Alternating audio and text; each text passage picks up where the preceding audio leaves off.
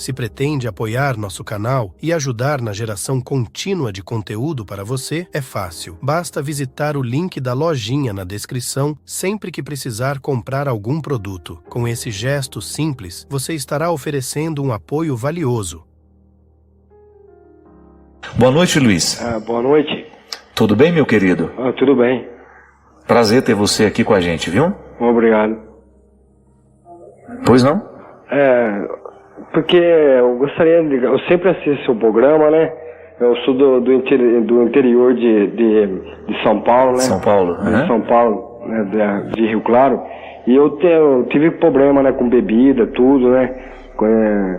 E faz 1 ano e pouco que eu parei de beber, né? Tô indo em grupo, tudo, mas pra mim tá sendo difícil, sabe?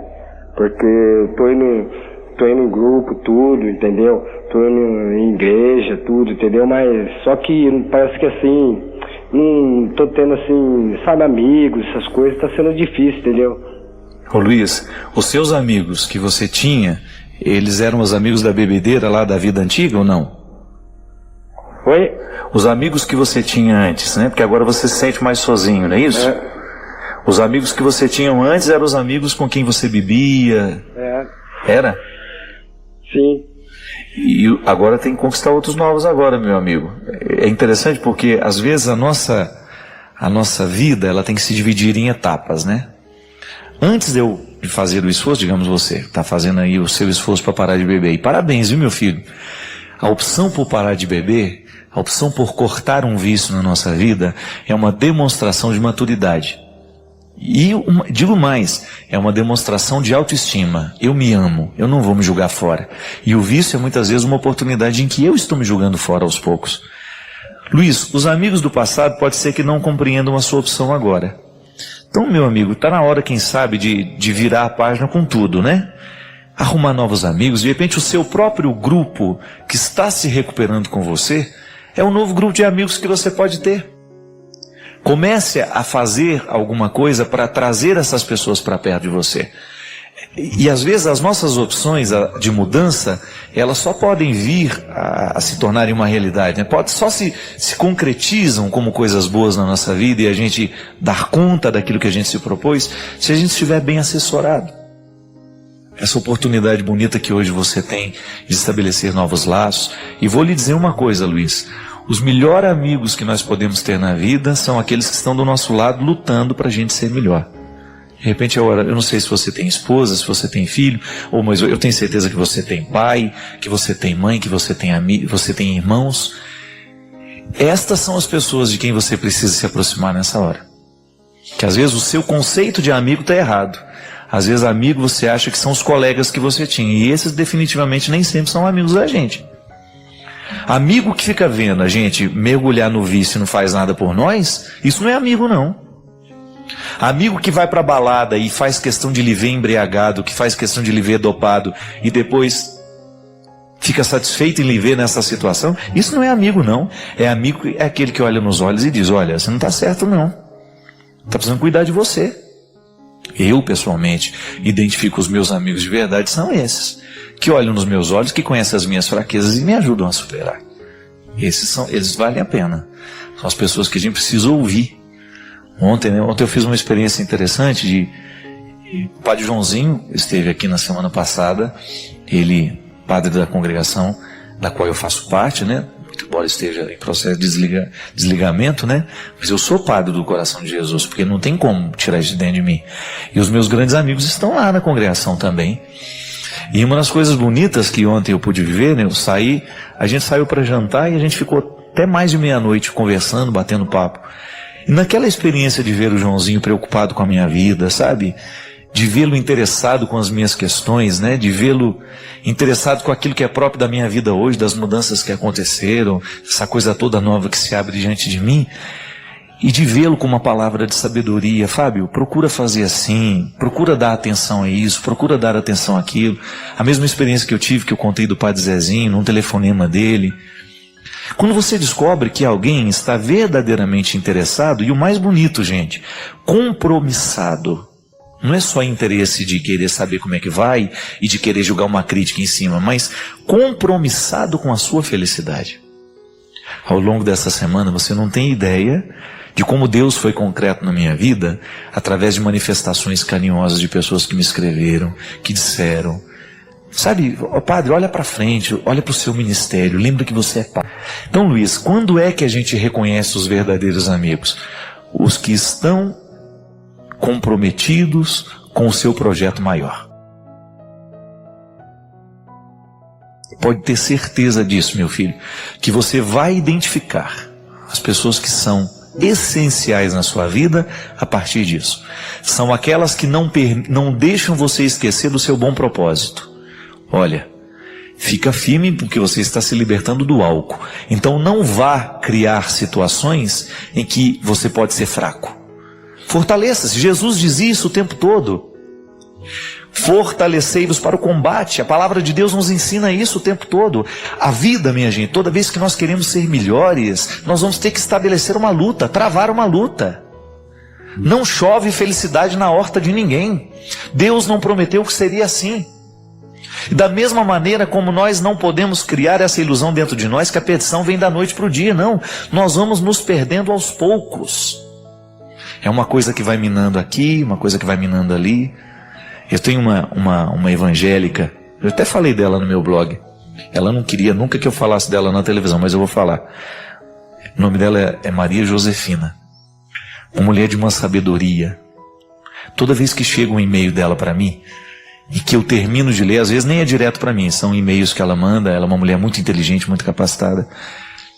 E escutar, eu nunca ouvi a voz dela, nunca vi o rosto dela, mas a palavra dela é uma voz tão profética na minha vida, eu confesso para você, que para mim aquilo significa uma forma de oração. É como se eu estivesse em contato com a palavra de Deus, sabe por quê? É uma palavra que fere, ela não fica me adulando, mas ela está comprometida com a minha felicidade. O que ela fere, eu sei que é para curar. Uma vez eu me recordo de uma palavra dela para mim no final do ano. Cuidado, você está se perdendo dentro das suas possibilidades. Você está esquecendo que você é padre. Você está esquecendo qual que é o motivo de você ter ficado conhecido. Cuidado para isso não acontecer. Isso pode acontecer em pequenas coisas. E eu abri os meus olhos e comecei a perceber a verdade. Eu tenho a obrigação de me recordar o tempo todo o que me fez ficar conhecido. Quem me conhece, me conheceu por quê? Porque eu sou padre, minha gente. É esse solo aqui, ó, que me evidenciou para o Brasil. Você acha que eu fiquei famoso por causa de Rede Globo? Por causa do programa que eu apareci na Globo? Por causa da propaganda que apareceu na Globo? Imagina, isso, o que me fez acontecer dentro do contexto em que eu estou acontecendo é esse solo aqui. É a minha experiência de padre que me evidencia. O povo quer meu coração de padre, muito embora, e aliás, minha gente, com toda a sinceridade, de tudo que às vezes sai sobre mim, sabe o que mais me fere, que mais me machuca? É o desrespeito com o meu público. Quando diz e joga todo mundo dentro de um mesmo saco, que o público que vai ao meu show, que vai aos meus eventos, é um bando de mulher histérica gritando que eu sou gostoso. Não sabe nada. Nunca viu as mães que choram porque perderam seus filhos? Os garotos drogados que deixaram de ser? Nunca sequer ouviram o testemunho de alguém que de repente foi curado de alguma depressão, porque ouviu uma palavra, porque ouviu uma música.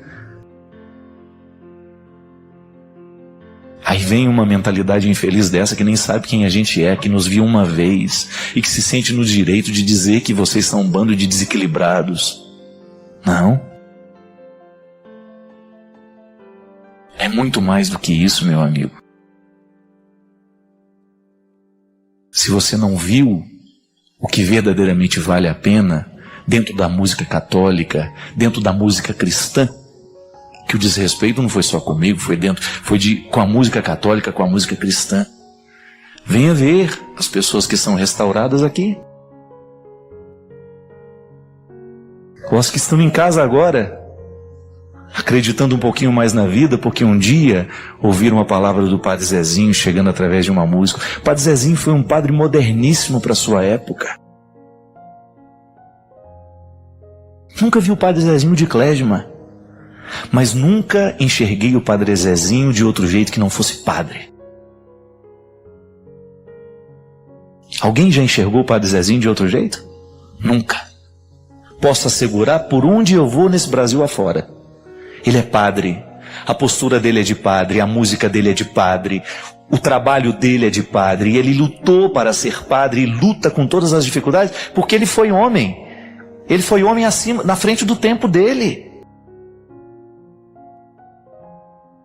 Agora, Padre Zezinho, com certeza, na época dele, Luiz, para ele dar conta da vida dele, ele precisou de amigos.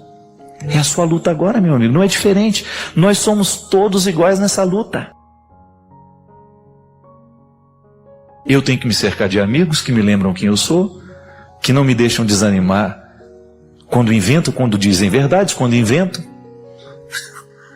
quando fazem luzes no cabelo da gente, que a gente nunca teve, põe dourados no cabelo da gente, eu nunca vi uma coisa mais diabólica nisso, gente. Você pegar uma fotografia de uma pessoa e desenhar raios dourados, né? Você me vê aqui toda semana, se alguma vez você viu isso em mim, eu estou louco. Mas é a vida, meu amigo. Luiz, a beleza de toda luta está em você reconhecer. Porque a dificuldade que o outro também lhe apresenta, lhe serve para crescer. Então tá bom. Eu vejo a luta e encaro. Não, o meu inimigo também me ajuda. O meu inimigo também me ensina a ser melhor.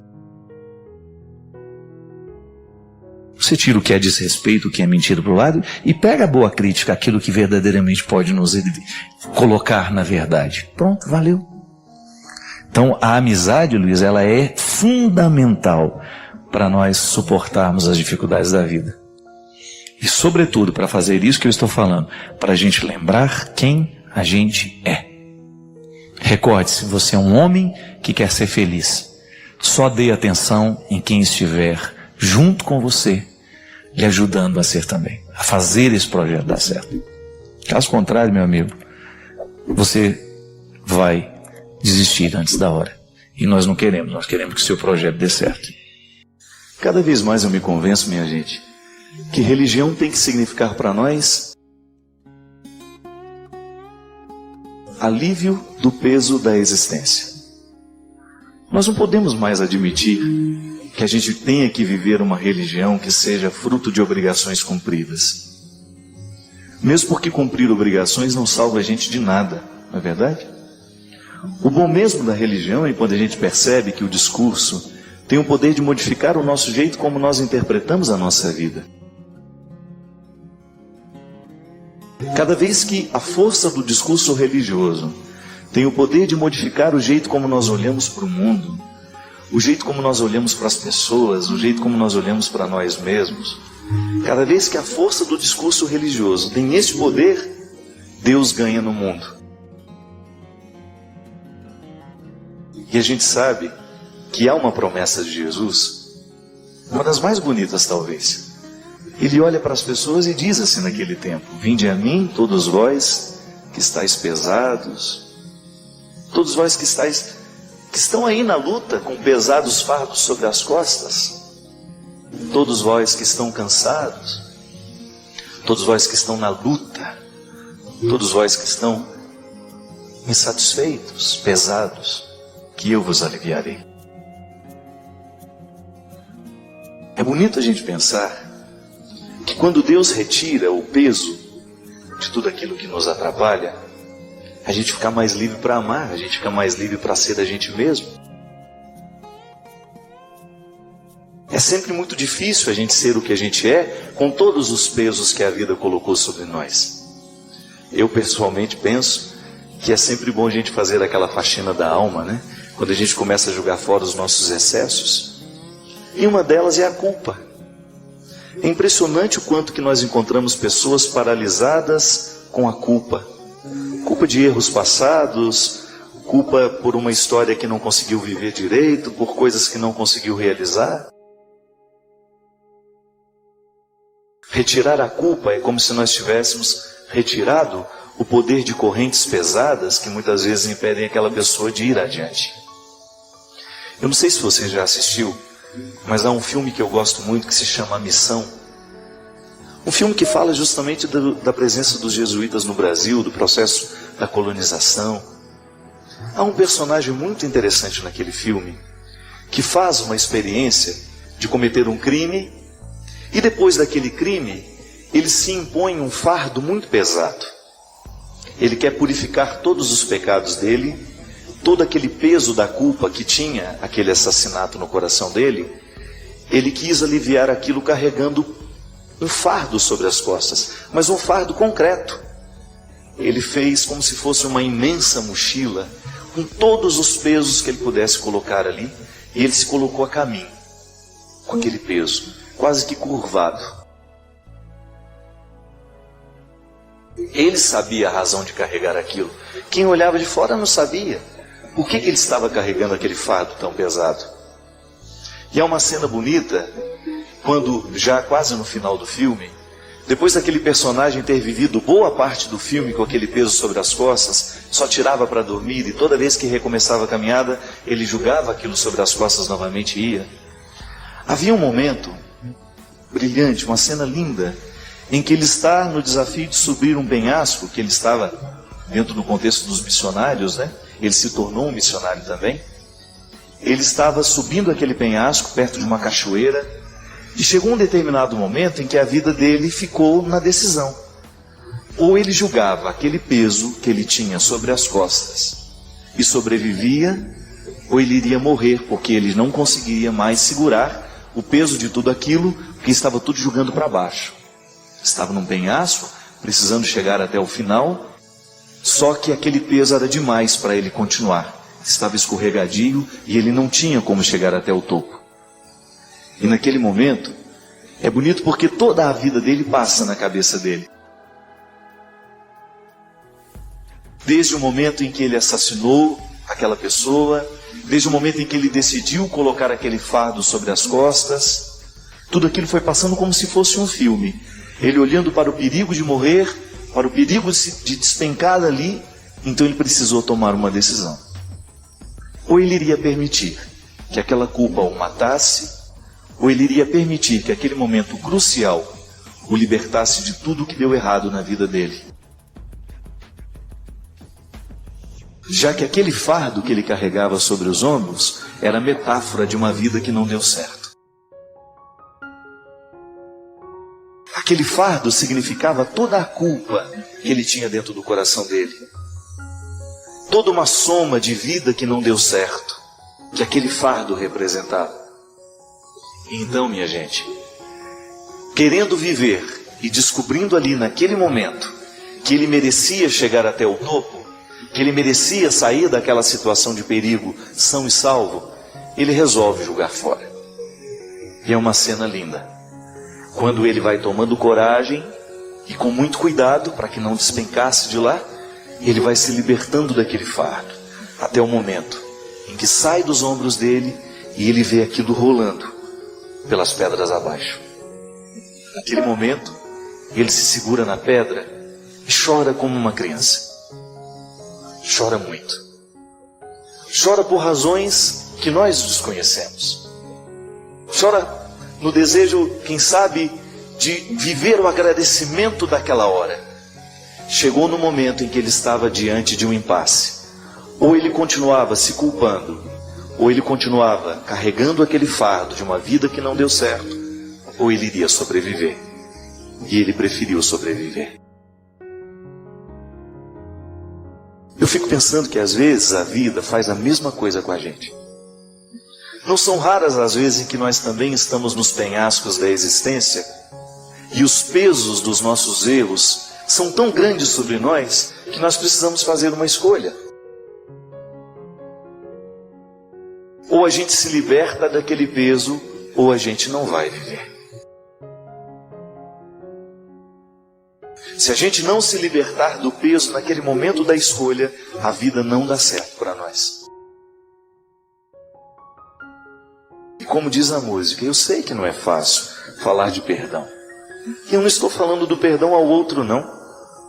Porque até mesmo antes de nós praticarmos o perdão com o outro, a maior dificuldade é a gente perdoar a gente mesmo.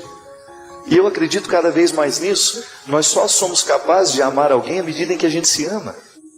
Nós só poderemos perdoar alguém à medida em que a gente se perdoa. Nós só poderemos continuar subindo o morro da vida, essa subida íngreme que chama viver, à medida em que a gente joga os pesos do dia a dia fora. À medida em que a gente não permite que eles venham se tornando um peso, um fardo sobre nós. Hoje mesmo, hoje você viveu tanta coisa, eu não sei se foram levezas, se foram pesos. Agora você pode escolher o que você permite que fique dentro de você. É sempre bom a gente se reconciliar com aquilo que não deu certo da vida. Carregar inimigos é a mesma coisa. É você colocar gente pesada sobre você. Quando a gente não perdoa, a gente carrega os inimigos sobre os ombros. A coisa mais difícil que tem é você carregar o peso de uma inimizade sobre os ombros. Você já percebeu o quanto que as nossas inimizades nos limitam? Se você entra dentro de um ambiente, se está cheio de amigo, mas se ali dentro tem um inimigo, você já perde a espontaneidade. É o peso no ombro.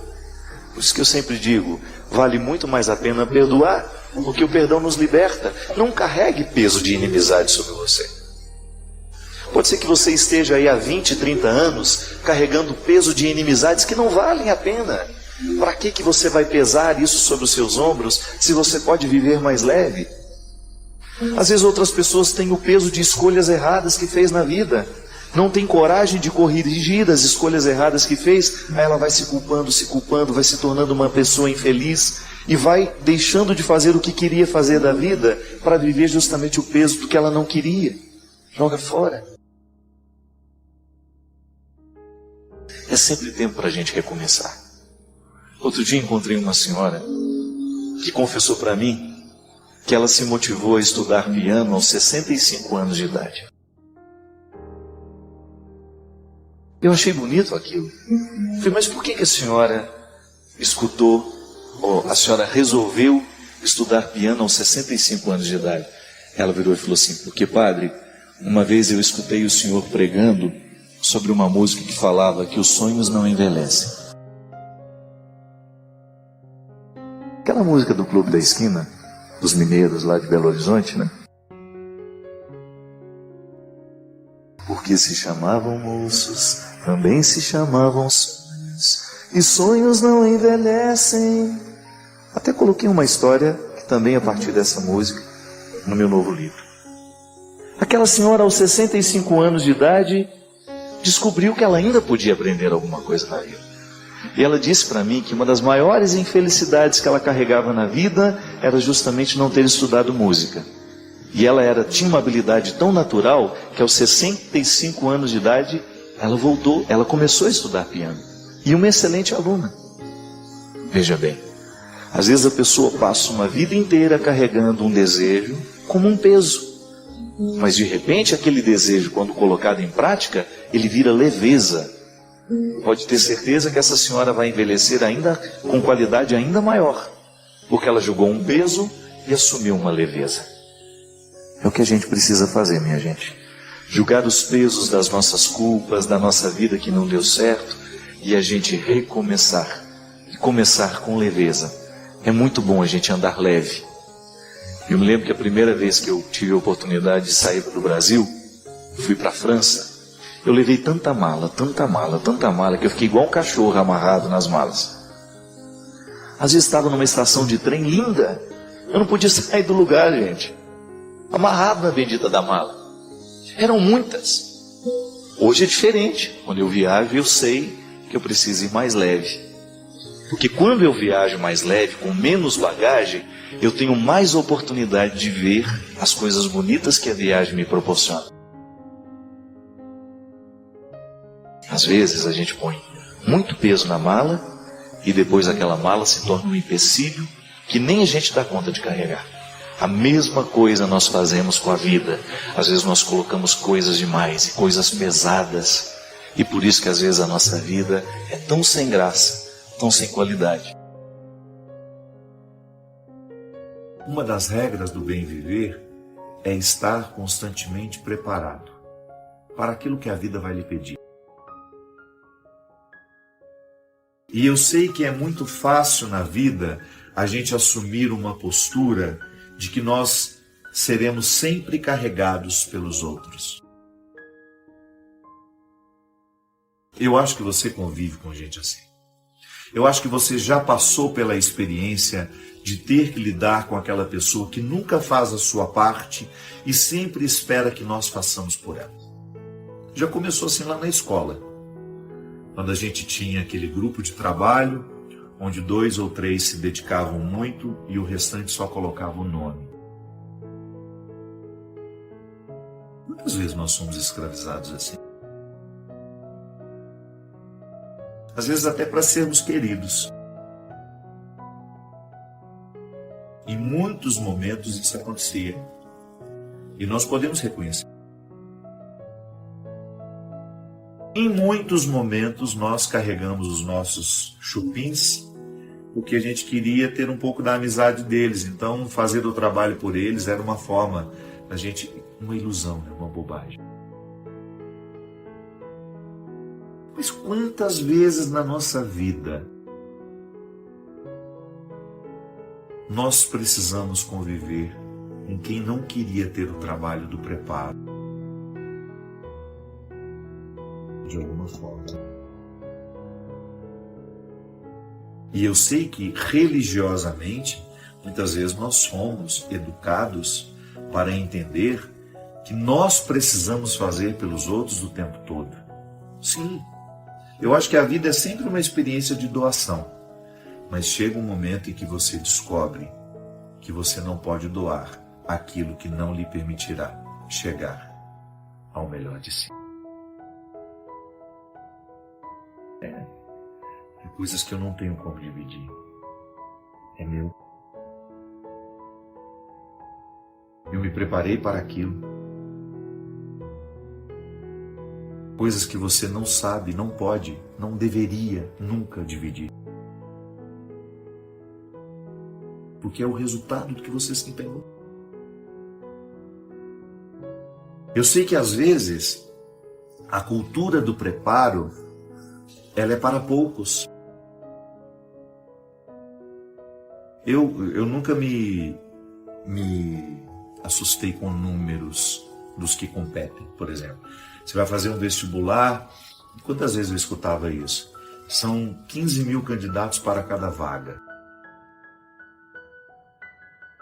Não é verdade. 90% das pessoas não estão se preparando. 90% das pessoas se limitam a um exercício de mediocridade absurdo. Um deslocamento com só 10% do óleo para chegar do outro lado. Só que na hora de fazer a prova, não adianta você querer dar o seu preparo para aquilo. É disso que nós estamos falando. É disso que Jesus falou naquela hora. Porque no primeiro momento pode dar a impressão de que Jesus está nos ensinando o dizê-lo. Algo que se coloca até contrário ao que ele nos ensinou.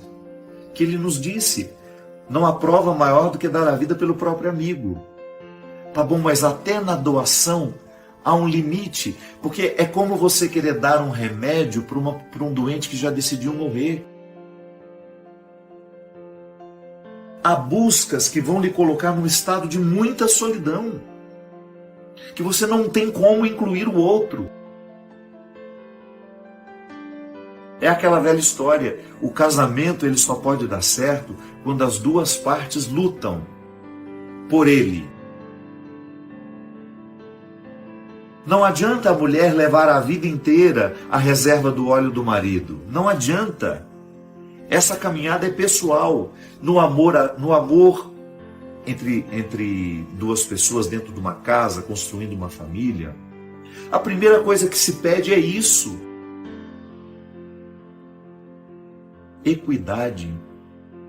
Olha, somos diferentes. Vai ter momentos em que você vai estar mais fortalecido do que eu, mas nunca deixe de levar a sua reserva, tá? Não imponha sobre mim a responsabilidade de levar a reserva que lhe cabe levar. É disso que Jesus está falando. Cada um de nós precisa viver o seu preparo, porque nessa eternidade você não vai chegar acompanhado. Não. É um funil que vai se estreitando, se estreitando, se estreitando, e ao final dele só passará você. Eu sei que às vezes nós temos uma mania terrível de gritar pela ajuda antes de termos nos ajudado. Quantas vezes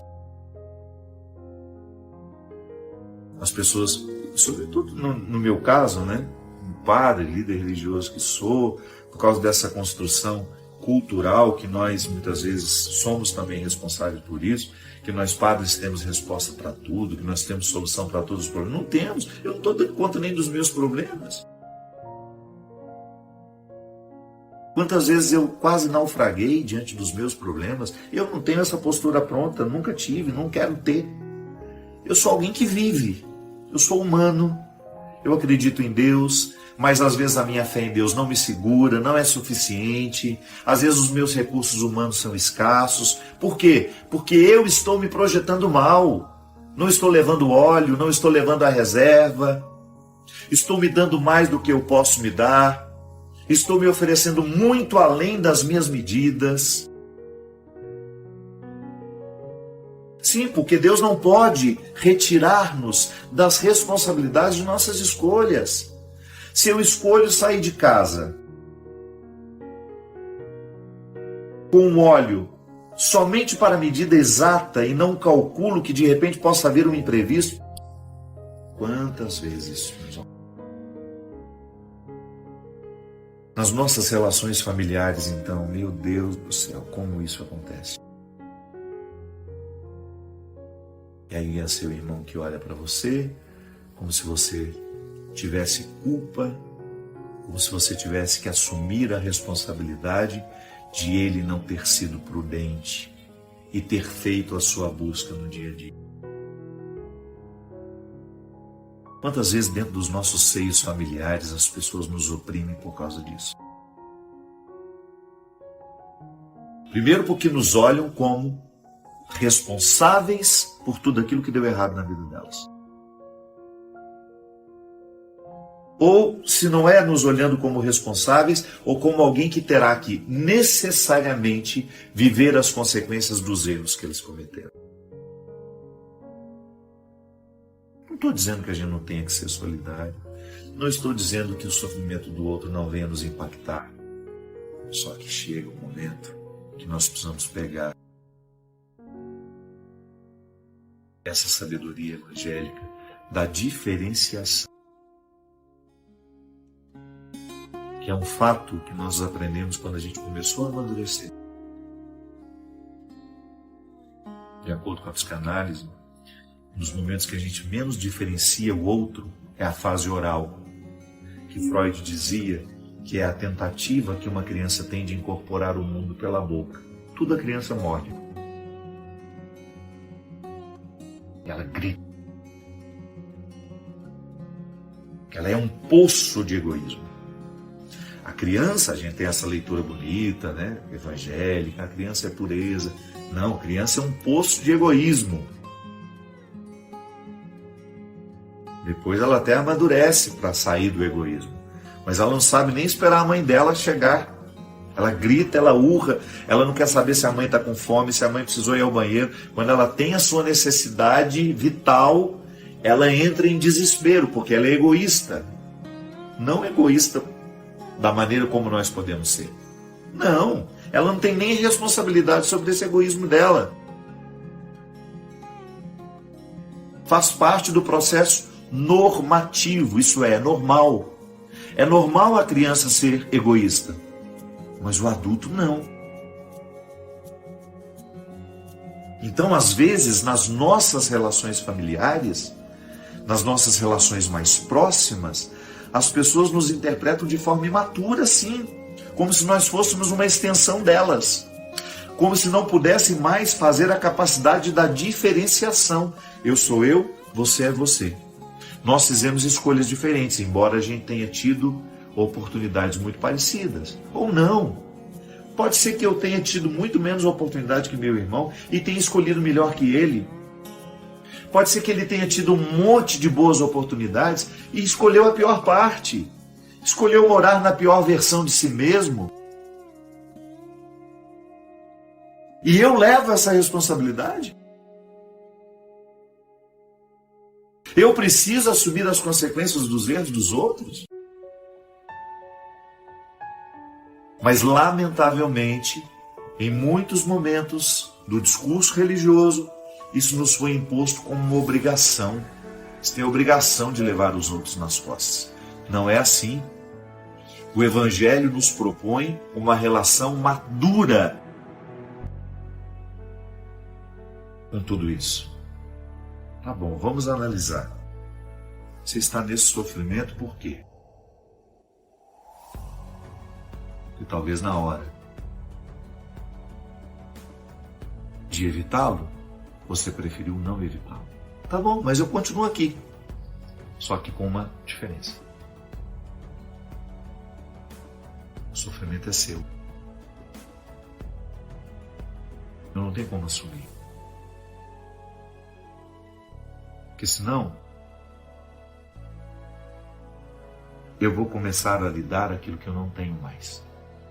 Ou eu vou começar a retirar das minhas reservas e vou prejudicar aquilo que eu não posso, em hipótese alguma, prejudicar e deixar de cuidar. É a minha dignidade. Quando a gente dá o nosso óleo e a gente se priva de chegar,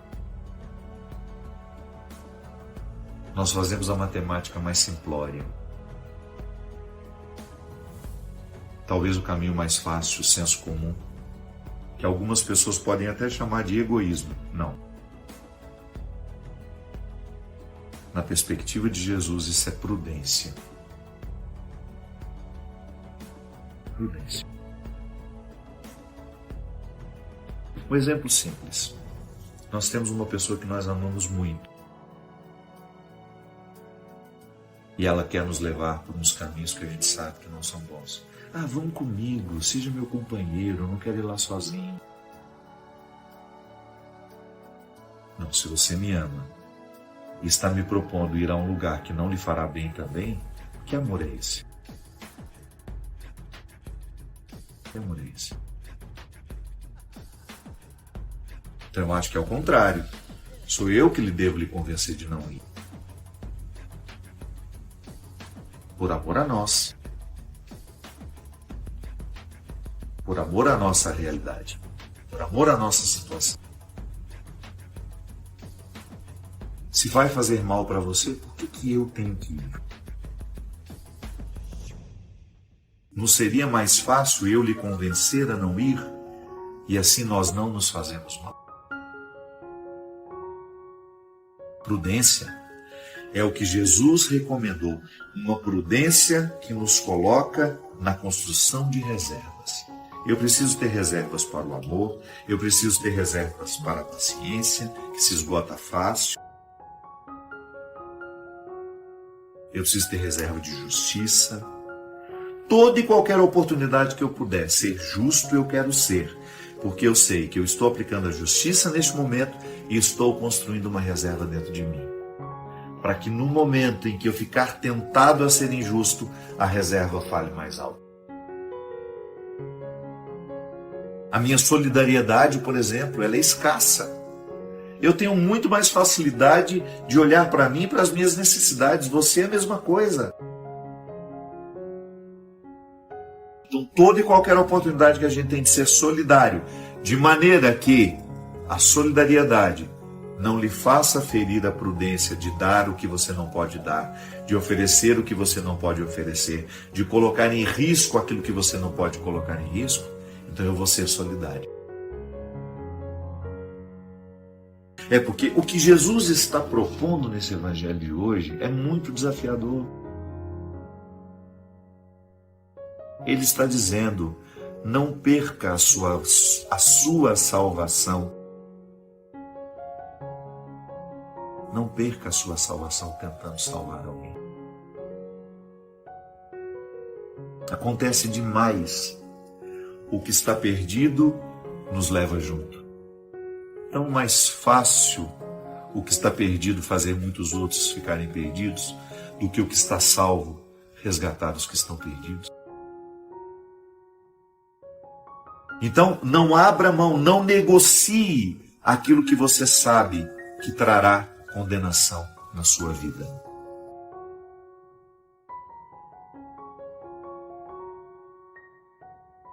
Cada vez mais eu me convenço, minha gente, que religião tem que significar para nós alívio do peso da existência. Nós não podemos mais admitir que a gente tenha que viver uma religião que seja fruto de obrigações cumpridas. Mesmo porque cumprir obrigações não salva a gente de nada, não é verdade? O bom mesmo da religião é quando a gente percebe que o discurso tem o poder de modificar o nosso jeito como nós interpretamos a nossa vida. Cada vez que a força do discurso religioso tem o poder de modificar o jeito como nós olhamos para o mundo, o jeito como nós olhamos para as pessoas, o jeito como nós olhamos para nós mesmos, cada vez que a força do discurso religioso tem esse poder, Deus ganha no mundo. E a gente sabe que há uma promessa de Jesus, uma das mais bonitas talvez. Ele olha para as pessoas e diz assim naquele tempo: vinde a mim, todos vós que estáis pesados, todos vós que estão aí na luta com pesados fardos sobre as costas, todos vós que estão cansados, todos vós que estão na luta, todos vós que estão insatisfeitos, pesados, que eu vos aliviarei. É bonito a gente pensar que quando Deus retira o peso de tudo aquilo que nos atrapalha, a gente fica mais livre para amar, a gente fica mais livre para ser a gente mesmo. É sempre muito difícil a gente ser o que a gente é com todos os pesos que a vida colocou sobre nós. Eu pessoalmente penso que é sempre bom a gente fazer aquela faxina da alma, né? Quando a gente começa a jogar fora os nossos excessos. E uma delas é a culpa. É impressionante o quanto que nós encontramos pessoas paralisadas com a culpa. Culpa de erros passados, culpa por uma história que não conseguiu viver direito, por coisas que não conseguiu realizar. Retirar a culpa é como se nós tivéssemos retirado o poder de correntes pesadas que muitas vezes impedem aquela pessoa de ir adiante. Eu não sei se você já assistiu, mas há um filme que eu gosto muito que se chama A Missão. Um filme que fala justamente da presença dos jesuítas no Brasil, do processo da colonização. Há um personagem muito interessante naquele filme que faz uma experiência de cometer um crime e depois daquele crime ele se impõe um fardo muito pesado. Ele quer purificar todos os pecados dele, todo aquele peso da culpa que tinha aquele assassinato no coração dele, ele quis aliviar aquilo carregando um fardo sobre as costas, mas um fardo concreto. Ele fez como se fosse uma imensa mochila, com todos os pesos que ele pudesse colocar ali, e ele se colocou a caminho, com aquele peso, quase que curvado. Ele sabia a razão de carregar aquilo. Quem olhava de fora não sabia. Por que ele estava carregando aquele fardo tão pesado? E há uma cena bonita, quando já quase no final do filme, depois daquele personagem ter vivido boa parte do filme com aquele peso sobre as costas, só tirava para dormir e toda vez que recomeçava a caminhada, ele jogava aquilo sobre as costas novamente e ia. Havia um momento brilhante, uma cena linda, em que ele está no desafio de subir um penhasco, que ele estava dentro do contexto dos missionários, né? Ele se tornou um missionário também. Ele estava subindo aquele penhasco perto de uma cachoeira e chegou um determinado momento em que a vida dele ficou na decisão. Ou ele julgava aquele peso que ele tinha sobre as costas e sobrevivia, ou ele iria morrer, porque ele não conseguiria mais segurar o peso de tudo aquilo, porque estava tudo jogando para baixo. Estava num penhasco, precisando chegar até o final, só que aquele peso era demais para ele continuar. Estava escorregadio e ele não tinha como chegar até o topo. E naquele momento, é bonito porque toda a vida dele passa na cabeça dele. Desde o momento em que ele assassinou aquela pessoa, desde o momento em que ele decidiu colocar aquele fardo sobre as costas, tudo aquilo foi passando como se fosse um filme. Ele olhando para o perigo de morrer, para o perigo de despencar dali, então ele precisou tomar uma decisão. Ou ele iria permitir que aquela culpa o matasse, ou ele iria permitir que aquele momento crucial o libertasse de tudo que deu errado na vida dele. Já que aquele fardo que ele carregava sobre os ombros era metáfora de uma vida que não deu certo. Aquele fardo significava toda a culpa que ele tinha dentro do coração dele. Toda uma soma de vida que não deu certo, que aquele fardo representava. Então, minha gente, querendo viver e descobrindo ali naquele momento que ele merecia chegar até o topo, que ele merecia sair daquela situação de perigo são e salvo, ele resolve jogar fora. E é uma cena linda. Quando ele vai tomando coragem e com muito cuidado para que não despencasse de lá, ele vai se libertando daquele fardo, até o momento em que sai dos ombros dele e ele vê aquilo rolando pelas pedras abaixo. Naquele momento, ele se segura na pedra e chora como uma criança. Chora muito. Chora por razões que nós desconhecemos. Chora no desejo, quem sabe, de viver o agradecimento daquela hora. Chegou no momento em que ele estava diante de um impasse. Ou ele continuava se culpando, ou ele continuava carregando aquele fardo de uma vida que não deu certo, ou ele iria sobreviver. E ele preferiu sobreviver. Eu fico pensando que às vezes a vida faz a mesma coisa com a gente. Não são raras as vezes em que nós também estamos nos penhascos da existência e os pesos dos nossos erros são tão grandes sobre nós que nós precisamos fazer uma escolha. Ou a gente se liberta daquele peso, ou a gente não vai viver. Se a gente não se libertar do peso naquele momento da escolha, a vida não dá certo para nós. E como diz a música, eu sei que não é fácil falar de perdão. E eu não estou falando do perdão ao outro, não. Porque até mesmo antes de nós praticarmos o perdão com o outro, a maior dificuldade é a gente perdoar a gente mesmo. E eu acredito cada vez mais nisso. Nós só somos capazes de amar alguém à medida em que a gente se ama. Nós só poderemos perdoar alguém à medida em que a gente se perdoa. Nós só poderemos continuar subindo o morro da vida, essa subida íngreme que chama viver, à medida em que a gente joga os pesos do dia a dia fora. À medida em que a gente não permite que eles venham se tornando um peso, um fardo sobre nós.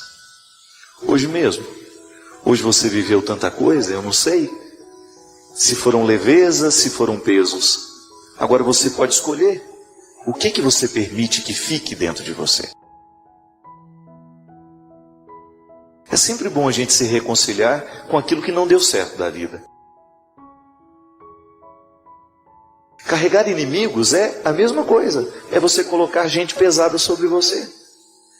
Quando a gente não perdoa, a gente carrega os inimigos sobre os ombros. A coisa mais difícil que tem é você carregar o peso de uma inimizade sobre os ombros.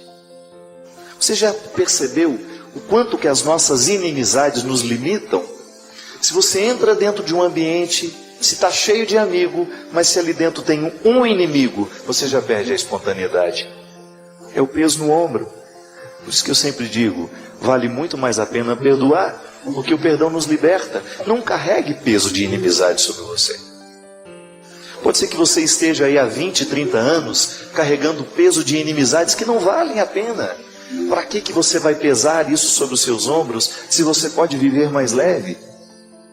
Às vezes outras pessoas têm o peso de escolhas erradas que fez na vida. Não tem coragem de corrigir as escolhas erradas que fez. Aí ela vai se culpando, vai se tornando uma pessoa infeliz e vai deixando de fazer o que queria fazer da vida para viver justamente o peso do que ela não queria. Joga fora. É sempre tempo para a gente recomeçar. Outro dia encontrei uma senhora que confessou para mim que ela se motivou a estudar piano aos 65 anos de idade. Eu achei bonito aquilo. Falei, mas por que a senhora escutou, ou a senhora resolveu estudar piano aos 65 anos de idade? Ela virou e falou assim, porque padre, uma vez eu escutei o senhor pregando sobre uma música que falava que os sonhos não envelhecem. Aquela música do Clube da Esquina, dos mineiros lá de Belo Horizonte, né? Porque se chamavam moços, também se chamavam sonhos, e sonhos não envelhecem. Até coloquei uma história, que também é a partir dessa música, no meu novo livro. Aquela senhora aos 65 anos de idade descobriu que ela ainda podia aprender alguma coisa na vida. E ela disse para mim que uma das maiores infelicidades que ela carregava na vida era justamente não ter estudado música. E ela tinha uma habilidade tão natural que aos 65 anos de idade ela começou a estudar piano. E uma excelente aluna. Veja bem, às vezes a pessoa passa uma vida inteira carregando um desejo como um peso. Mas de repente aquele desejo, quando colocado em prática, ele vira leveza. Pode ter certeza que essa senhora vai envelhecer ainda com qualidade ainda maior, porque ela jogou um peso e assumiu uma leveza. É o que a gente precisa fazer, minha gente. Julgar os pesos das nossas culpas, da nossa vida que não deu certo, e a gente recomeçar. E começar com leveza. É muito bom a gente andar leve. Eu me lembro que a primeira vez que eu tive a oportunidade de sair do Brasil, fui para a França. Eu levei tanta mala, que eu fiquei igual um cachorro amarrado nas malas. Às vezes estava numa estação de trem linda, eu não podia sair do lugar, gente. Amarrado na bendita da mala. Eram muitas. Hoje é diferente. Quando eu viajo, eu sei que eu preciso ir mais leve. Porque quando eu viajo mais leve, com menos bagagem, eu tenho mais oportunidade de ver as coisas bonitas que a viagem me proporciona. Às vezes a gente põe muito peso na mala e depois aquela mala se torna um empecilho que nem a gente dá conta de carregar. A mesma coisa nós fazemos com a vida. Às vezes nós colocamos coisas demais e coisas pesadas. E por isso que às vezes a nossa vida é tão sem graça, tão sem qualidade. Uma das regras do bem viver é estar constantemente preparado para aquilo que a vida vai lhe pedir. E eu sei que é muito fácil na vida a gente assumir uma postura de que nós seremos sempre carregados pelos outros. Eu acho que você convive com gente assim. Eu acho que você já passou pela experiência de ter que lidar com aquela pessoa que nunca faz a sua parte e sempre espera que nós façamos por ela. Já começou assim lá na escola, quando a gente tinha aquele grupo de trabalho, onde 2 ou 3 se dedicavam muito e o restante só colocava o nome. Muitas vezes nós somos escravizados assim. Às vezes até para sermos queridos. Em muitos momentos isso acontecia. E nós podemos reconhecer. Em muitos momentos nós carregamos os nossos chupins porque a gente queria ter um pouco da amizade deles. Então fazer o trabalho por eles era uma forma da gente, uma ilusão, né? Uma bobagem. Mas quantas vezes na nossa vida nós precisamos conviver com quem não queria ter o trabalho do preparo? de alguma forma. E eu sei que religiosamente, muitas vezes nós somos educados para entender que nós precisamos fazer pelos outros o tempo todo. Sim, eu acho que a vida é sempre uma experiência de doação, mas chega um momento em que você descobre que você não pode doar aquilo que não lhe permitirá chegar ao melhor de si. Tem coisas que eu não tenho como dividir. É meu. Eu me preparei para aquilo. Coisas que você não sabe, não pode, não deveria nunca dividir. Porque é o resultado do que você se empenhou. Eu sei que às vezes a cultura do preparo, ela é para poucos. Eu nunca me assustei com números dos que competem, por exemplo. Você vai fazer um vestibular, quantas vezes eu escutava isso? São 15 mil candidatos para cada vaga. Não é verdade. 90% das pessoas não estão se preparando. 90% das pessoas se limitam a um exercício de mediocridade absurdo. Um deslocamento com só 10% do óleo para chegar do outro lado.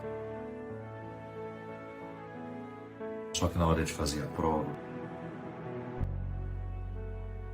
não adianta você querer dar o seu preparo para aquilo. É disso que nós estamos falando. É disso que Jesus falou naquela hora. Porque no primeiro momento pode dar a impressão de que Jesus está nos ensinando o dizê-lo. Algo que se coloca até contrário ao que ele nos ensinou. Que ele nos disse, não há prova maior do que dar a vida pelo próprio amigo. Tá bom, mas até na doação há um limite, porque é como você querer dar um remédio para um doente que já decidiu morrer. Há buscas que vão lhe colocar num estado de muita solidão, que você não tem como incluir o outro. É aquela velha história, o casamento ele só pode dar certo quando as duas partes lutam por ele. Não adianta a mulher levar a vida inteira a reserva do óleo do marido. Não adianta. Essa caminhada é pessoal. No amor entre duas pessoas dentro de uma casa, construindo uma família, a primeira coisa que se pede é isso.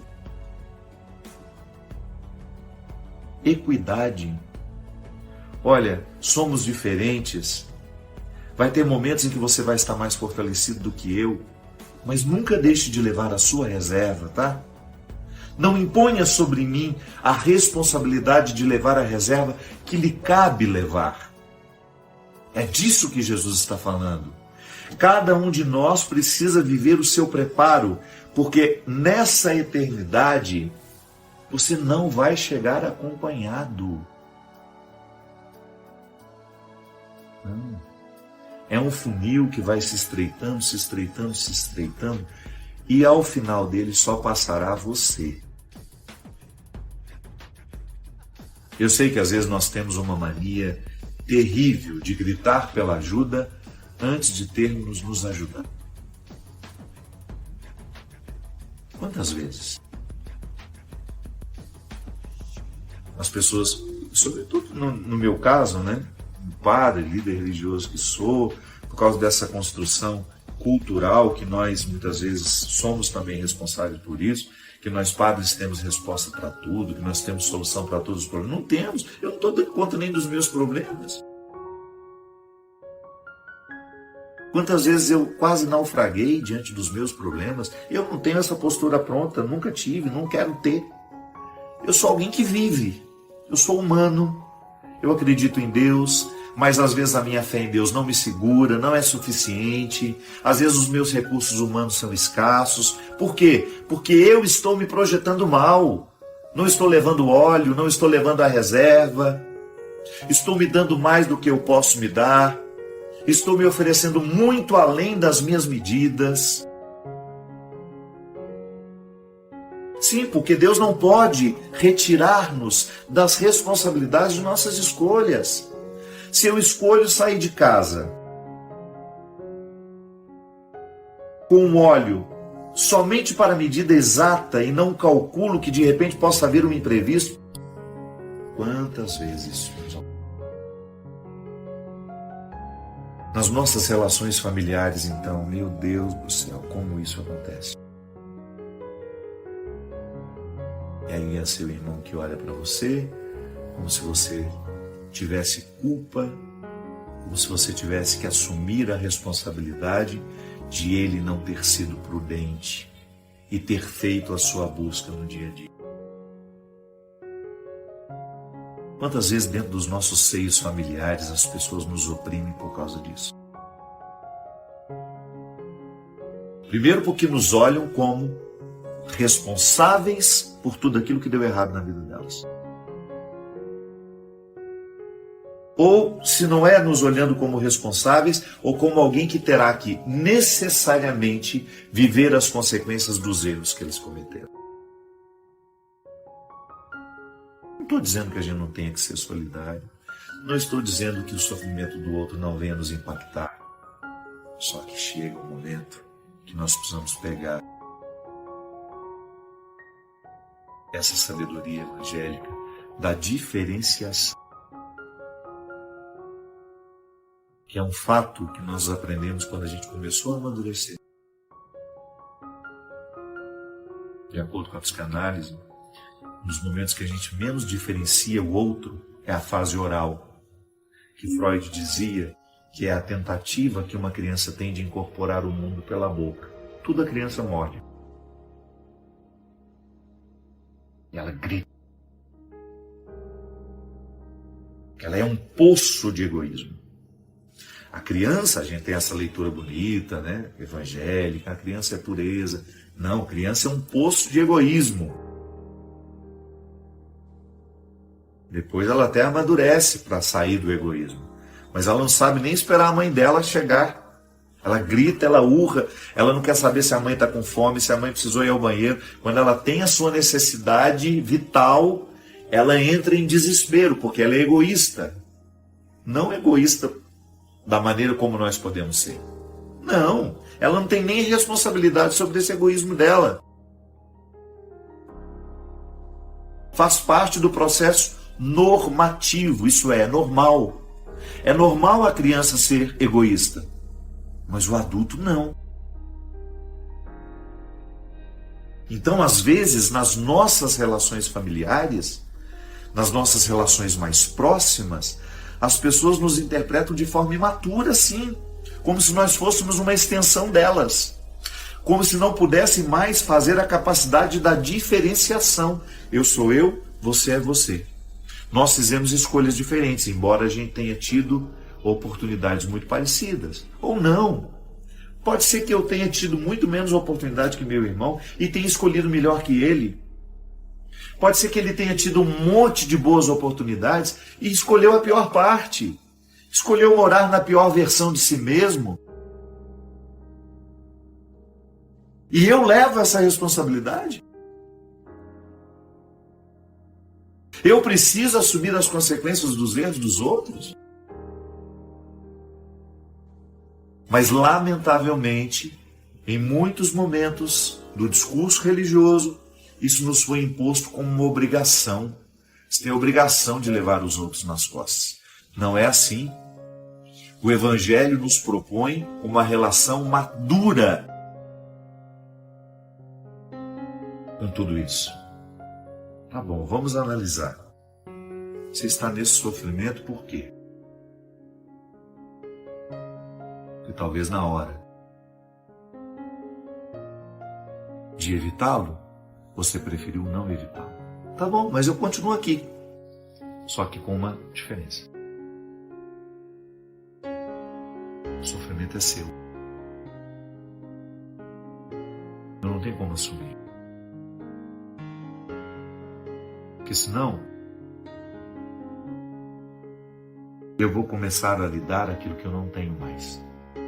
Ou eu vou começar a retirar das minhas reservas e vou prejudicar aquilo que eu não posso, em hipótese alguma, prejudicar e deixar de cuidar. É a minha dignidade. Quando a gente dá o nosso óleo e a gente se priva de chegar, nós fazemos a matemática mais simplória. Talvez o caminho mais fácil, o senso comum, que algumas pessoas podem até chamar de egoísmo. Não. Na perspectiva de Jesus, isso é prudência. Prudência.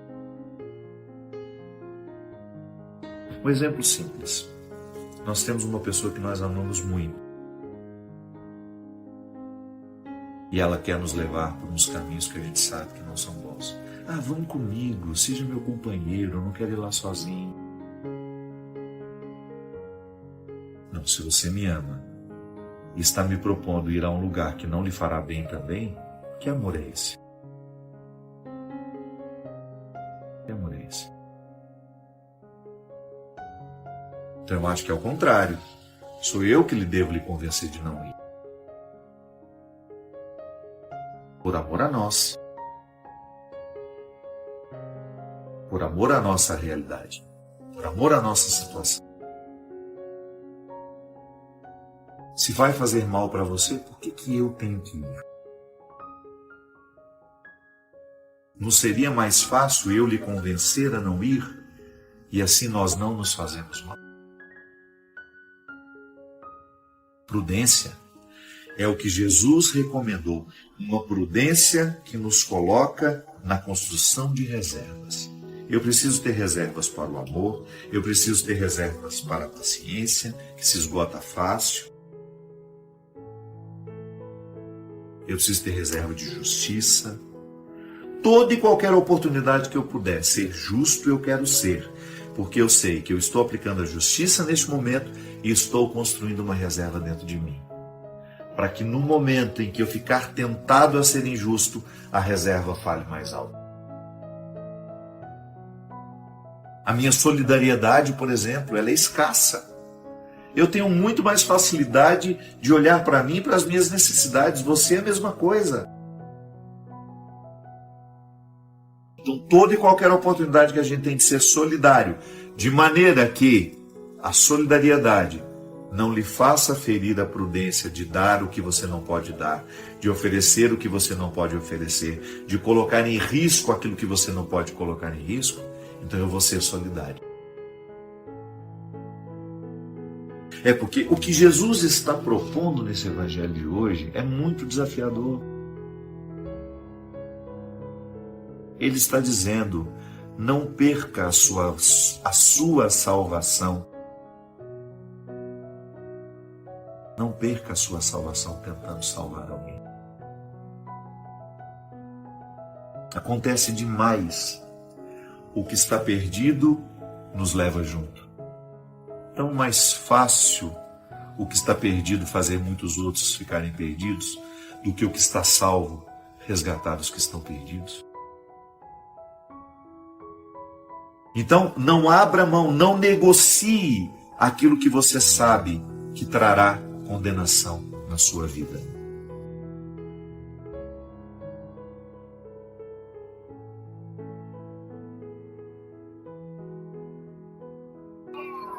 A partir de hoje, vai ter autoridade sobre os seus demônios, sobre os seus ódios, sobre seus ressentimentos. Nada de ficar guardando mágoa. Ah, mas é porque você não sabe o que ela fez. É melhor você não me contar, senão eu vou ficar com raiva dela também. Então não conta. Então joga fora as suas mágoas, porque uma pessoa que se ama não guarda mágoa. Não guarda. Porque mágoa é um sentimento estragado. Você guarda leite estragado dentro da sua geladeira? Não guarda. Para quê? A mesma coisa. Se você não guarda na geladeira, por que você guarda dentro de você? Põe para fora. Mágoa, ressentimento, perdoa logo. Não significa que você precisa trazer outra pessoa para a sua vida de novo, não. Às vezes, eu falei no início aqui, né? Às vezes é para você fazer a Roberta Miranda. Perdoa e diz: vá com Deus. Vá com Deus. Ainda dá um chutinho para ajudar. Põe para correr. Não tem que trazer de volta para a vida aquilo que fez mal para você. Jesus não mandou a gente guardar dentro de nós mágoa e rancor. Só isso. É isso. E este sorriso que você está me apresentando aqui, sabe o que ele é o resultado? Das muitas lágrimas que você chorou. Isso que traz você aqui hoje, o sorriso que você me apresenta, eu tenho certeza, são as lágrimas que você precisou chorar para dar conta de ser quem você é. Então, é nessa teimosia que você vai vencer. Não desista de você. Não desista das pessoas que você ama. Não desista dos seus sonhos. Porque as lágrimas que te trouxeram aqui te prepararam para uma vitória muito maior do que você já viu. O amor já selou. Deus não muda de ideia. Ele quer que você seja livre. Ele criou você para a liberdade. Mas agora há um trabalho a ser feito aí, um dia a dia, que nós chamamos de conversão. Conversão é um movimento que nos torna conscientes de escolher diariamente aquilo que nos liberta e de renunciar diariamente aquilo que nos acorrenta. Por isso que o primeiro movimento da conversão de Deus em nós, sabe qual é? É você se amar. Não existe nenhum movimento de conversão sem que antes a pessoa recorde o valor que ela tem. Observe, o que Jesus fazia quando encontrava as pessoas perdidas era isso. Ele devolvia a elas a oportunidade de se olharem de um jeito novo. Ah, minha gente, nada pode ser mais bonito nesta vida. Depois de muitos erros, você voltar a se olhar de um jeito amoroso. Que a gente vai perdendo. A gente vai perdendo o amor próprio. E o amor próprio é a primeira instância do amor de Deus na nossa vida. Porque eu não tenho como amar você. Você nunca vai se sentir amada por mim se você não tivesse amado antes. Tente amar uma pessoa que não se ama. Tente convencer uma pessoa das qualidades que ela tem, se ela ainda não está consciente disso. É uma tarefa inglória você tentar amar uma pessoa que não se ama. Por isso que nós não podemos pensar a conversão fora da experiência de você ter uma experiência com você de autoconhecimento, de autorreconciliação e de escolhas que favoreçam o seu amor próprio. Você precisa se amar todo dia. Você precisa lembrar do valor que você tem, que às vezes você esquece, por causa dos relacionamentos tóxicos que nós temos. Às vezes você se cerca de pessoas que não têm um pingo de respeito por você. Às vezes você passa uma vida inteira ao lado de uma pessoa que não tem respeito por você. É natural que você se esqueça do valor que você tem. Por isso que conversão é você voltar a olhar no espelho e encontrar a menina linda que Deus criou. Conversão é você voltar a se olhar no espelho e reconhecer o menino lindo que Deus criou. Deus não errou com a gente. Deus não errou comigo, Deus não errou com você. Os erros que você cometeu na vida não te transformaram num erro na vida. Não, a gente erra. Eu não sou um erro.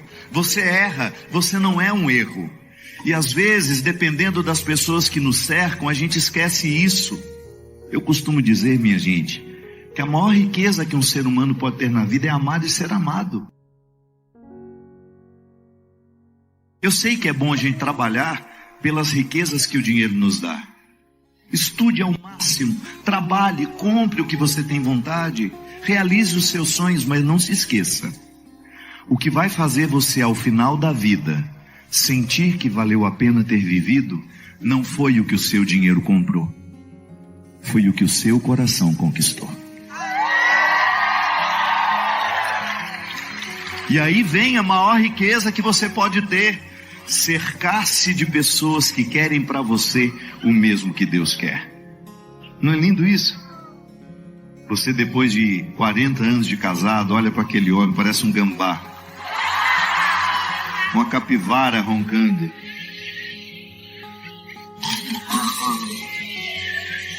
Aí você olha para aquela mulher, parece que ela caiu do caminhão de cebola.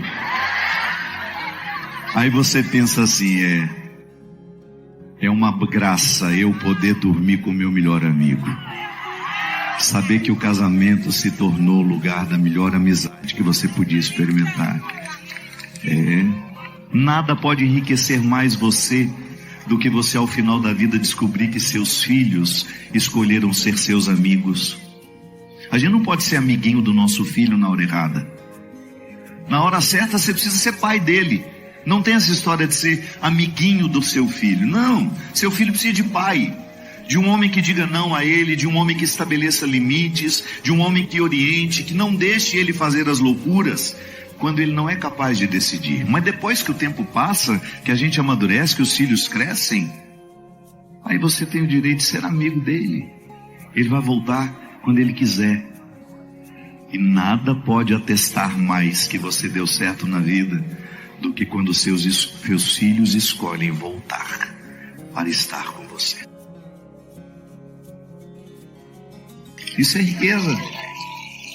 E isso não é o dinheiro que compra não, viu? É a confiança que estabelece. E é aqui que Deus age. Porque quando Deus coloca as pessoas certas na nossa vida, a gente tem os sentimentos certos em relação a nós. Porque o diabo, ele é especialista em desmoralizar o que a gente vive. O diabo adora acabar com a sua liberdade interior. E onde é que o diabo mais age? Em quem não se ama. Eu sempre digo isso.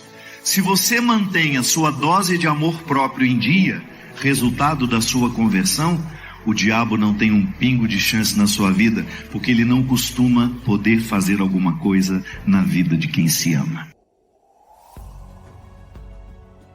Quem se ama não se droga, quem se ama não se prostitui, quem se ama não se vende, quem tem respeito por si não se humilha.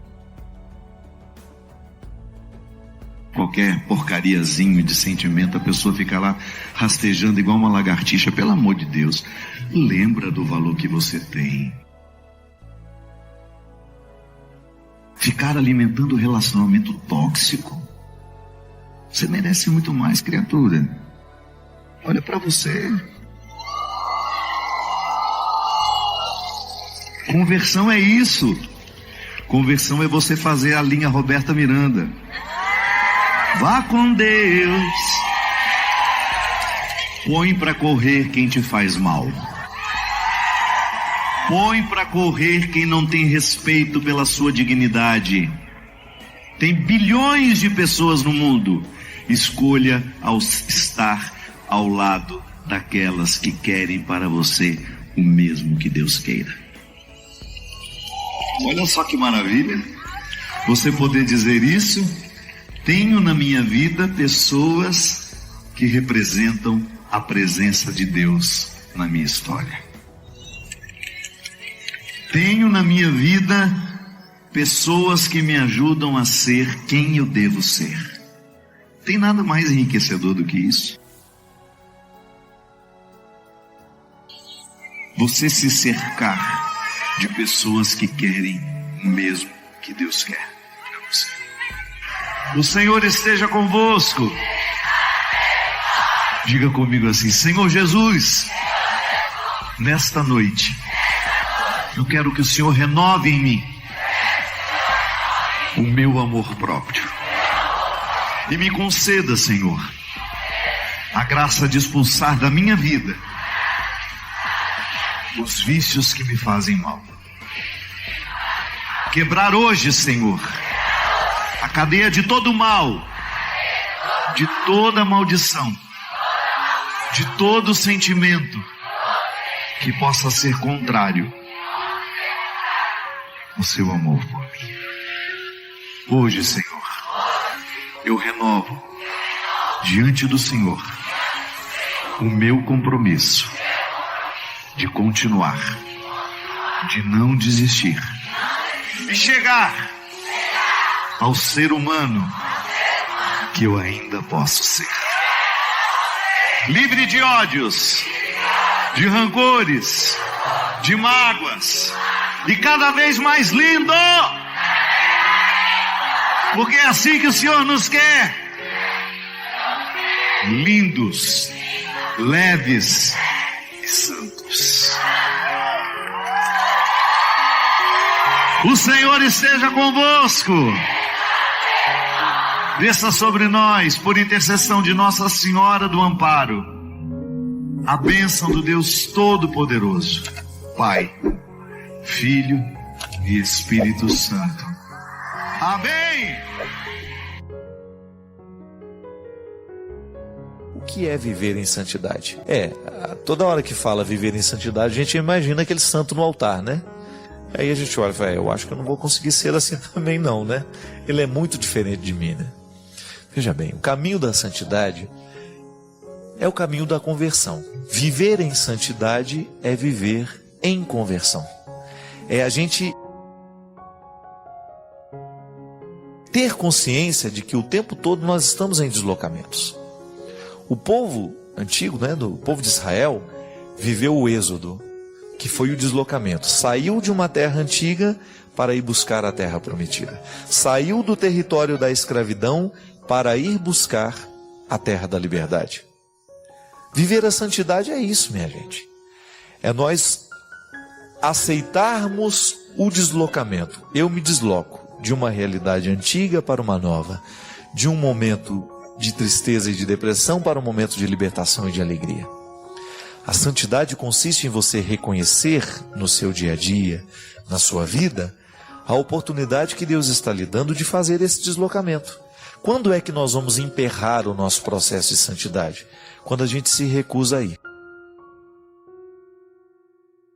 Quando eu falo, eu já estou bem aqui, me deixem sossegado, eu não quero mais mudar o meu jeito de ser, aí a santidade não vai mais acontecer na nossa vida.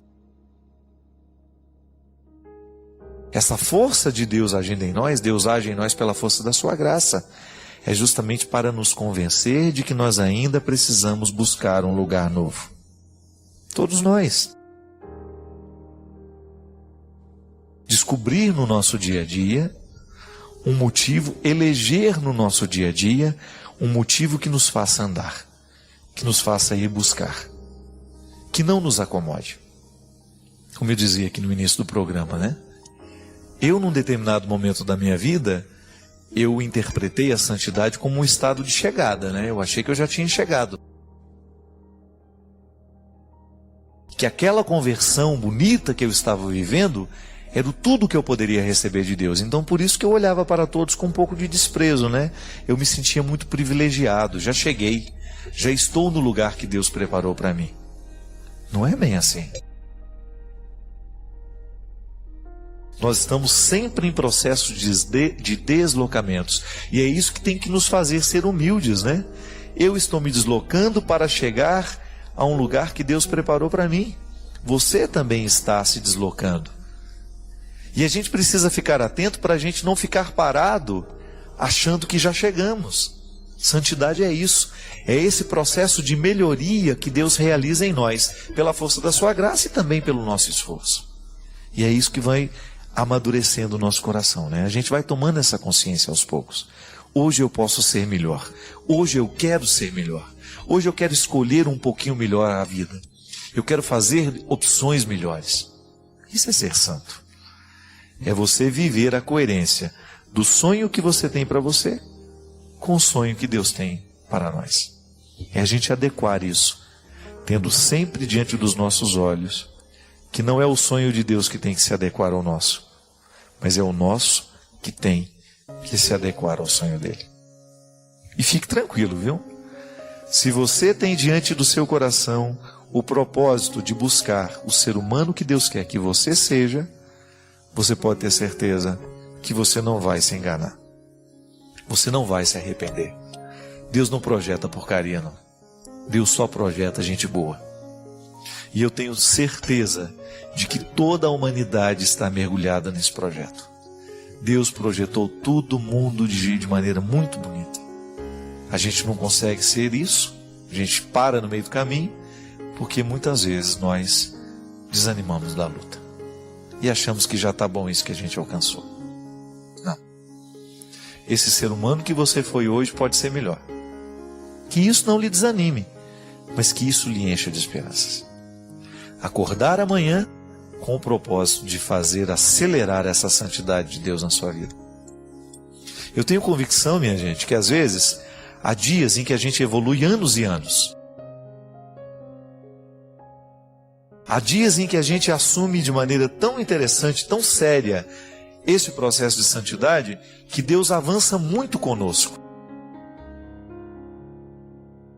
E quando você sente, nossa, é interessante isso, né? Eu mudei. Já não estou mais pensando de maneira tão mesquinha, já não estou tão ciumento, já estou mais livre. Você avançou. Quando você percebe que Deus quebrou algumas barreiras e você aceitou que Ele quebrasse. Você acolheu essa graça transformadora. Eu era antigo e agora sou novo. Deus teve uma chance naquilo que era antigo dentro de mim. Agiu, mexeu, e eu descobri que ainda dava tempo, e eu corri atrás, e eu fui fazendo os meus esforços, e eu fui dando passos na direção desta novidade. É o mesmo que aconteceu com os apóstolos, é o mesmo que aconteceu com todos os santos. Santidade é isso, é a gente deslocar daquilo que é antigo para chegar àquilo que é novo.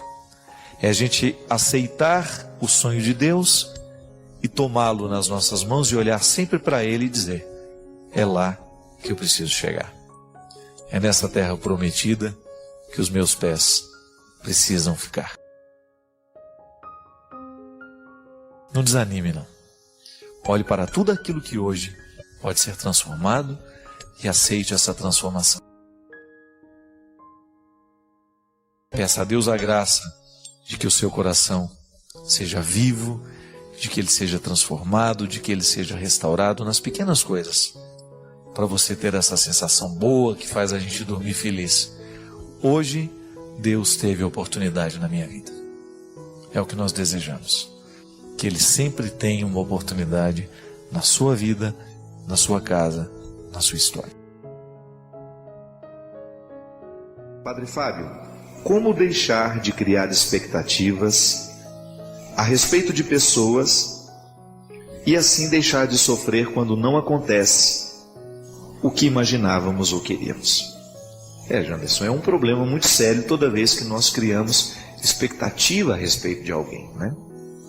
Porque o outro não tem a obrigação de corresponder às expectativas que nós temos dele. Eu gosto muito do filósofo Sêneca. Sêneca dizia que as nossas frustrações, elas nascem justamente porque nós esperamos demais da realidade.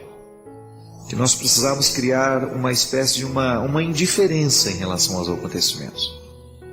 Porque se a gente é indiferente, a gente vai se alegrar quando as coisas forem boas e a gente não vai se decepcionar quando alguma coisa der errado, porque eu nem esperava muita coisa daquilo. Eu sei que é difícil e que essa postura filosófica não é muito fácil de viver, né? A gente sempre vai esperar do outro alguma coisa. Até quando a gente recebe algum presente, já observou? Que às vezes a pessoa te dá um presente e ela fica ansiosa, querendo saber se você gostou. Eu, quando dou um presente para alguém, eu não quero saber se ela gostou. Eu dei o presente, pronto, e acabou. O presente foi recebido e eu não quero criar expectativa se você gostou ou não. E às vezes a pessoa fica até num embaraço, né? E se você não gostou? Se você fala... Enfim, estou só dando um exemplo. Quando nós esperamos alguma resposta de um gesto, então eu vou amar você porque eu quero que você me ame também. Eu vou escrever porque eu quero que você me responda. Nós acabamos criando para nós uma prisão. Não é para o outro, não, é para a gente mesmo. Que quando você se põe a esperar, você acabou aprisionando. Você criou uma prisão íntima particular que faz mal demais a você.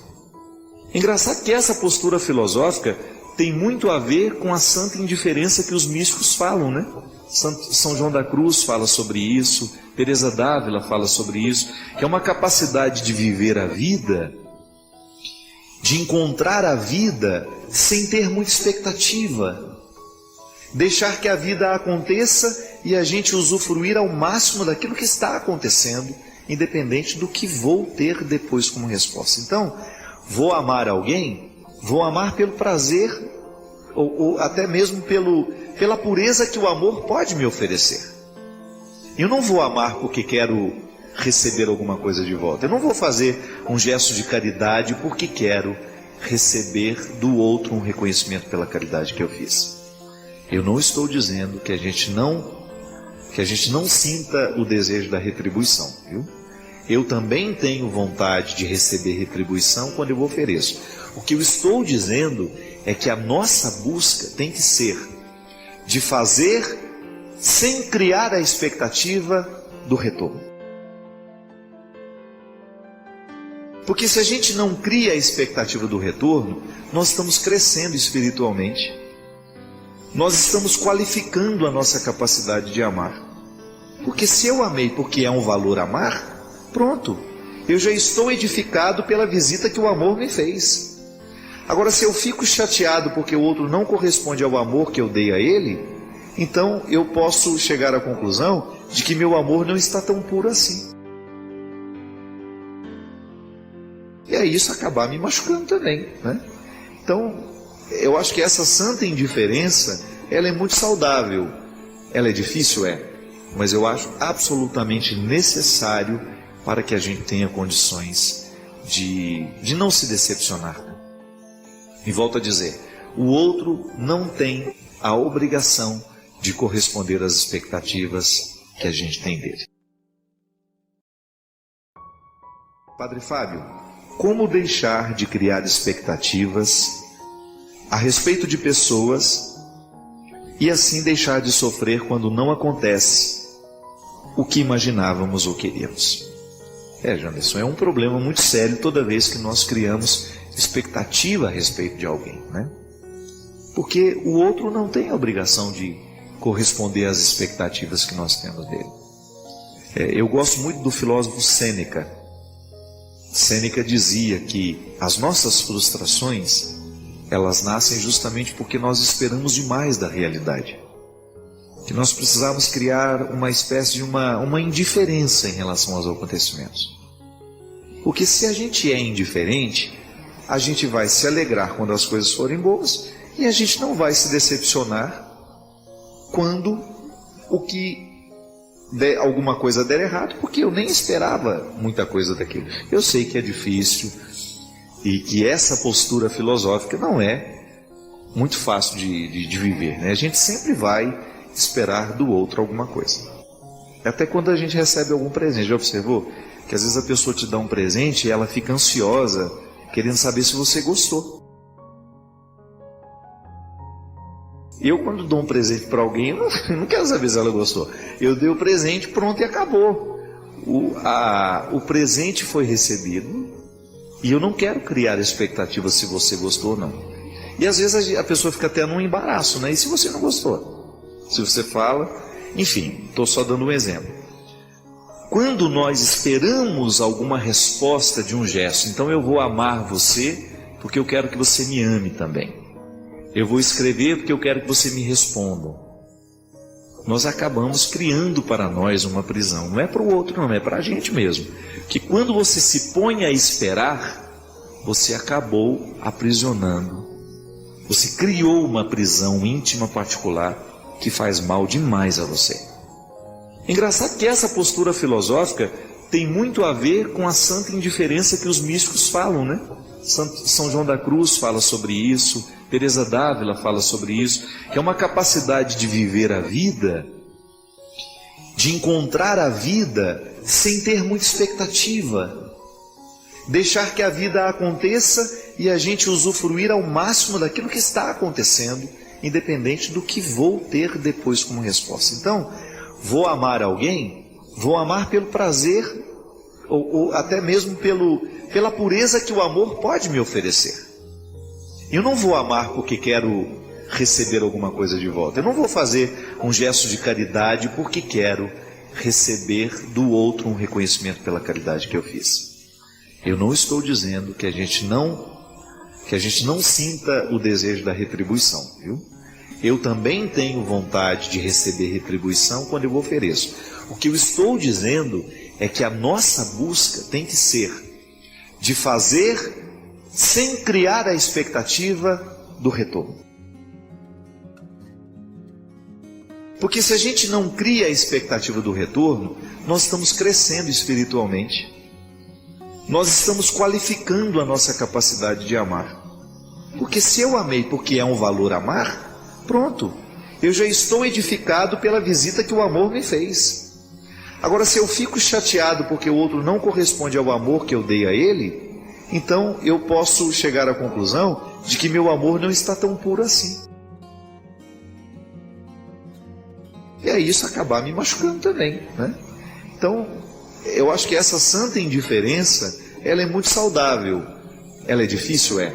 Mas eu acho absolutamente necessário para que a gente tenha condições de não se decepcionar. E volto a dizer, o outro não tem a obrigação de corresponder às expectativas que a gente tem dele. Senhor, nós vos rogamos humildemente por todos que ouviram esta mensagem. Proteja e guarde esta pessoa, para que, confortada com o dom de vossa graça, goze prosperidade, paz e harmonia, e dê no mundo testemunho de vossa glória, comportando-se como verdadeiro templo do Senhor. Por Cristo, nosso Senhor. Amém.